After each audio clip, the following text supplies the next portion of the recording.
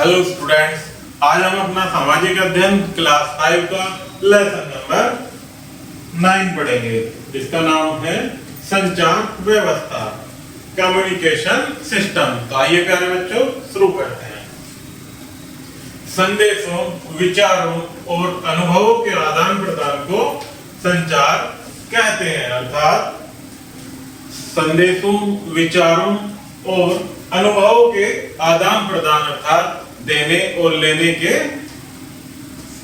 प्रदान को क्या कहते हैं प्यारे बच्चों? संचार। जिन वस्तुओं या उपकरणों के माध्यम से संदेश, विचार, अनुभव एक स्थान से दूसरे स्थान तक भेजे जाते हैं, उन्हें संचार के साधन कहा जाता है।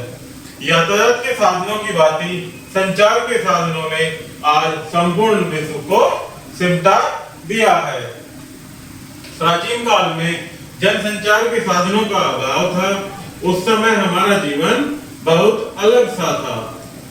हम अपने से दूर रहने वाले व्यक्तियों से संपर्क स्थापित नहीं कर सकते थे। पहले एक जगह से दूसरी जगह संदेश भेजना बहुत ही कठिन था। अर्थात प्राचीन के समय में संचार के साधन उपलब्ध नहीं थे, जिस कारण एक स्थान से दूसरे स्थान पर रहने वाले व्यक्ति को संदेश भेजना काफी कठिन होता था। परंतु अब संचार के साधन इतने विकसित हो गए हैं कि अपने कमरे में बैठे बैठे ही हम पूरे विश्व की जानकारी प्राप्त कर सकते हैं, किसी को भी देख सकते हैं और उससे बात कर सकते हैं।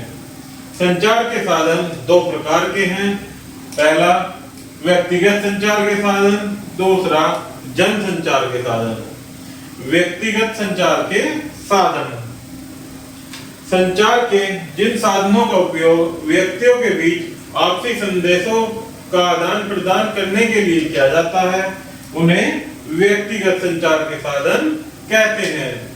डाक, तार, wireless, cellular phone, fax machine, computer आदि का उपयोग इसी उद्देश्य के लिए किया जाता है। अर्थात कंप्यूटर आदि का उपयोग, वायरलेस, सेल्युलर फोन आदि का उपयोग किस लिए किया जाता है? संचार के साधन के रूप में।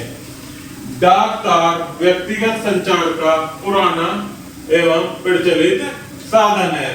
अर्थात डाक तार के द्वारा हम व्यक्तिगत संचार प्राचीन समय में करते थे। डाक द्वारा किसी भी तरह का संदेश पत्र लिखकर भेज सकते थे। पत्रों को यातायात के विभिन्न साधनों द्वारा उनके पते पर पहुंचा दिया जाता था। अगर आप भारत से अमेरिका कोई पत्र भेजना चाहते हैं तो आप पाएंगे कि भारतीय डाक द्वारा हवाई जहाज से भेजे गए पत्र और पार्सल की दरें समुद्री डाक द्वारा भेजे गए पार्सल की दरों से अधिक होती हैं। अर्थात एक स्थान से दूसरे स्थान पर पत्र द्वारा संदेश भेजने में अत्यधिक दरों का व्यय होता है, जो कि सामान्य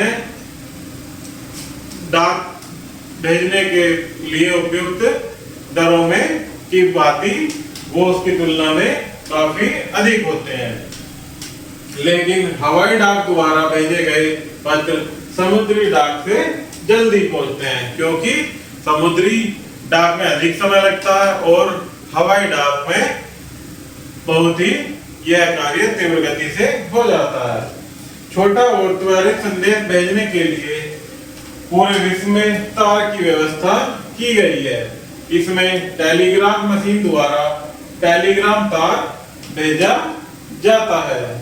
टेलीग्राम द्वारा संदेश को एक स्थान से दूसरे स्थान तक पहुंचाया जाता है। अर्थात छोटा और कोई त्वरित संदेश भेजा जाने वाला संदेश पूरे विश्व में कैसे भेजा जाता है प्यारे बच्चों? तार व्यवस्था के द्वारा।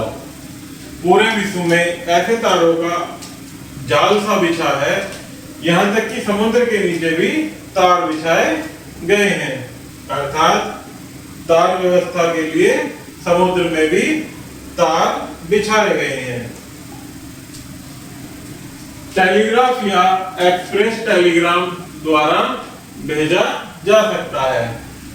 एक्सप्रेस टेलीग्राम साधारण टेलीग्राम से अधिक जल्दी पहुंचता है। जैसा कि आप इसके नाम से ही समझ सकते हैं प्यारे बच्चों कि एक्सप्रेस टेलीग्राम साधारण टेलीग्राम के अपेक्षा अधिक तीव्रता से पहुंचाया जा सकता है।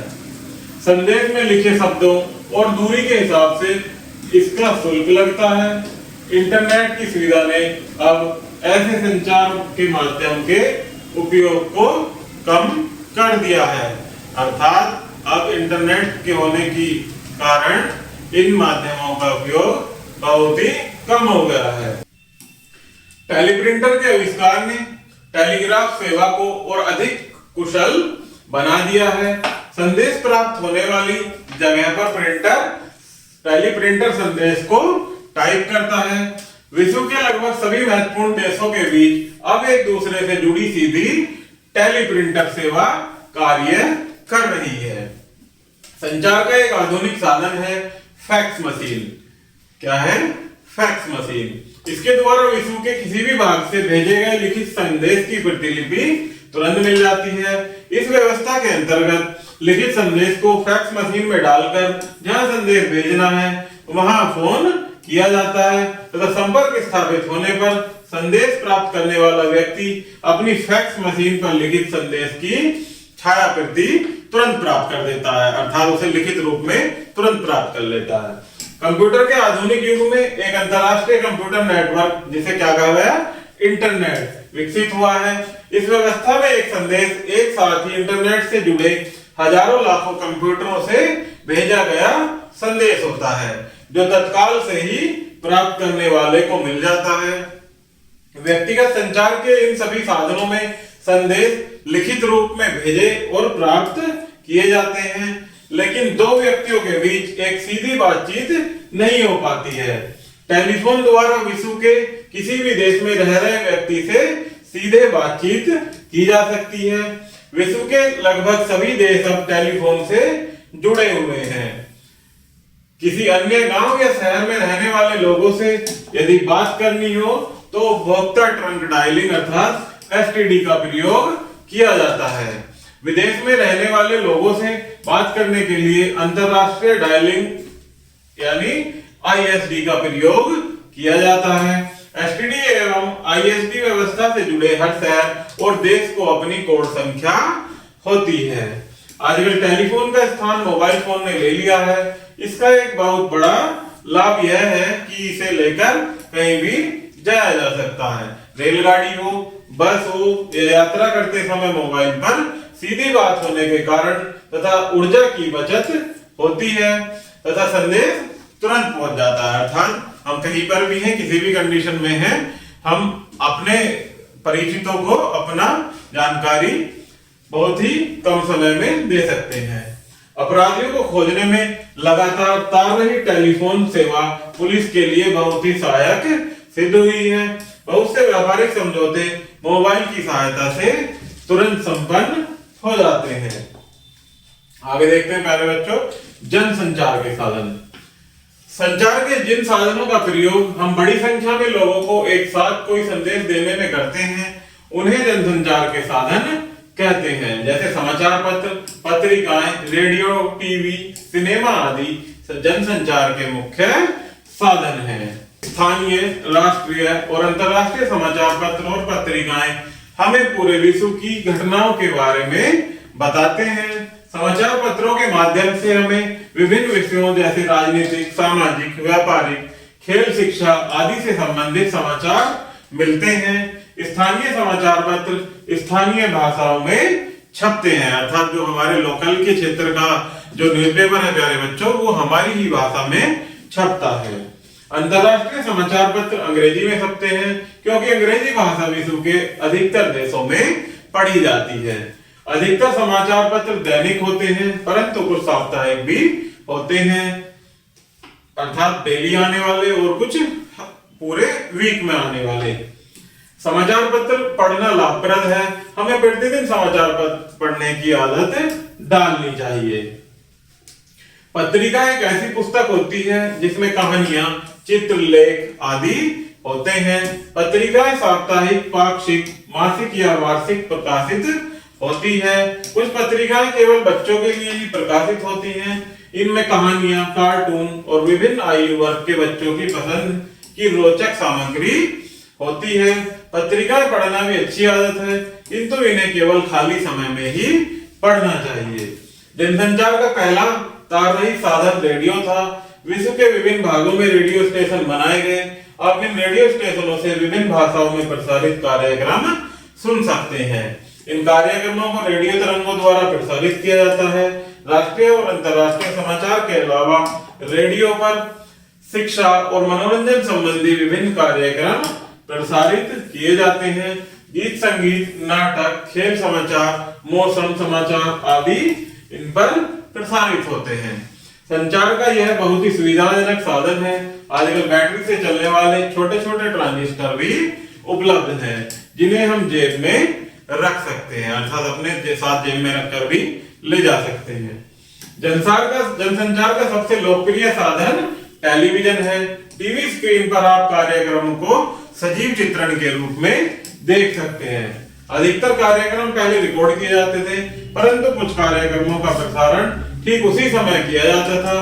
इसे प्रसारण का सीधा प्रसारण कहा जाता था, अर्थात लाइव टेलीकास्ट कहा जाता था। टीवी पर आने वाले कार्यक्रमों में बहुत ही विविधता होती है। हम अपनी रुचि या आवश्यकता के अनुसार कार्यक्रम देख सकते हैं। समाचार के अलावा टीवी पर फिल्म, गाने, नृत्य, नाटक, धारावाहिक, कार्टून फिल्म, धार्मिक कार्यक्रम, शैक्षणिक और खेल संबंधित कार्यक्रम प्रसारित किए जाते हैं। केवल टीवी आने के बाद टीवी चैनलों की संख्या निरंतर घट रही है, अर्थात बढ़ रही है। अब अलग अलग चैनल हैं। उदाहरण के लिए समाचारों के लिए आज तक और बीबीसी, खेल के लिए स्टार स्पोर्ट्स और ESPN, संगीत के लिए MTV और चैनल बी, कार्टून के लिए कार्टून नेटवर्क आदि। किंतु बच्चों को ज्यादा देर तक टीवी नहीं देखना चाहिए, क्योंकि इससे आंखों, स्वास्थ्य और पढ़ाई पर बुरा प्रभाव पड़ता है। अंतरिक्ष में कृत्रिम उपग्रह छोड़े जाने से संचार के क्षेत्र में क्रांति आ गई है। इन उपग्रहों की सहायता से ही पूरे विश्व में टेलीफोन, टीवी और रेडियो संचार व्यवस्था संभव है। उपग्रह द्वारा पृथ्वी का चित्र खींचने से मौसम की भविष्यवाणी करना आसान हो जाता है। किसके द्वारा? जो उपग्रह द्वारा हमारे पृथ्वी के चित्र खींचे जाते हैं प्यारे बच्चों, उनसे क्या है, हमारे वैज्ञानिक हमारे मौसम की भविष्यवाणी आसानी से कर देते हैं। इन उपग्रहों की सहायता से ही आप घर बैठे विश्व के किसी भी भाग में रह रहे कार्यक्रम का सीधा प्रसारण देख सकते हैं। आप ऑस्ट्रेलिया में खेले जा रहे क्रिकेट मैच का आनंद ठीक उसी प्रकार अपने टीवी पर ले सकते हैं। अतः इन उपग्रह को अंतरिक्ष सेतु कहा जाता है, जिनकी सहायता से हम लाइव टेलीकास्ट देख सकते हैं प्यारे बच्चों। उन्हें क्या कहा जाता है? अंतरिक्ष सेतु।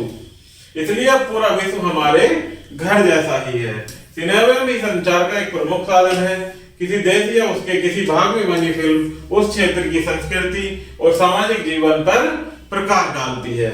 मनोरंजन का यह बहुत प्रबल साधन है। सामान्यतः फिल्में दो प्रकार की होती हैं। कुछ फिल्में जानकारी देने वाली होती हैं और ये किसी का वृत्त चित्र भी कहा जाता है। कुछ फिल्में सिर्फ मनोरंजन के लिए बनाई जाती हैं। इनमें कहानी, गीत आदि होते हैं, जिन्हें हिंदी फीचर फिल्म कहा जाता है। अब तो अनेक उत्तम व सफल फीचर फिल्मों का एक भाषा से दूसरी भाषा में अनुवाद से उन्हें ज्यादा से ज्यादा लोगों तक पहुंचाया जाता है। अर्थात जब अलग अलग क्षेत्रों में रह रहे लोगों की भाषा में ही प्यारे बच्चों फिल्मों का अनुवाद हो जाएगा उनकी भाषा का, तो अधिक से अधिक लोगों तक उनको आसानी से पहुंचाया जा सकता है। आगे देखते हैं। वर्तमान युग विज्ञापनों का युग है। विज्ञापनों द्वारा व्यापारी वर्ग ग्राहकों को अपना उत्पाद खरीदने के लिए आकर्षित करते हैं। ये अपने उत्पाद की विशेषता एवं मूल्य आदि के विषय में बताते हैं। विज्ञापन दाता ग्राहक का ध्यान आकर्षित करने के लिए नए नए तरीके खोजते हैं। जनसंचार के साधन विज्ञापन के सबसे प्रभावी साधन है। कभी कभी दर्शक इन विज्ञापनों से बहुत अधिक प्रभावित होकर यह निर्णय नहीं कर पाता कि यह सच है और क्या झूठ है। अतः विज्ञापन के इस युग में हमें अपने उपभोग की वस्तुओं का चयन करते समय वस्तु के आकर्षक विज्ञापन की ओर ध्यान न देकर भली भांति उसके गुण दोषों की परख करके ही उन्हें खरीदना चाहिए। अर्थात किसी विज्ञापन को देखकर प्यारे बच्चों उस पर हमें आकर्षित नहीं होने चाहिए, बल्कि उसके अंदर के गुण व दोष के बारे में पहले जांचना और परखना चाहिए। आगे देखते हैं प्यारे बच्चों, कुछ स्मरणीय तथ्य दिए गए हैं जिनको हम वन बाय वन पढ़ेंगे। तो पहला है कि रेडियो जनसंचार का सबसे सस्ता साधन है। अंतरराष्ट्रीय समाचार पत्र अंग्रेजी में छपते हैं क्योंकि अंग्रेजी विश्व में अधिकतर देशों में बोली, पढ़ी और समझी जाती है। नेक्स्ट है टेलीविजन जनसंचार का सबसे लोकप्रिय साधन है। नेक्स्ट है आजकल मोबाइल फोन की सहायता से अनेक व्यापारिक समझौते तुरंत संपन्न हो जाते हैं। नेक्स्ट है ईमेल संचार का अत्याधुनिक साधन है। तो प्यारे बच्चों, इस प्रकार से हमारा ये लेसन यही समाप्त होता है। आशा करता हूं कि आपको यह वीडियो जरूर पसंद आई होगी। Thank you.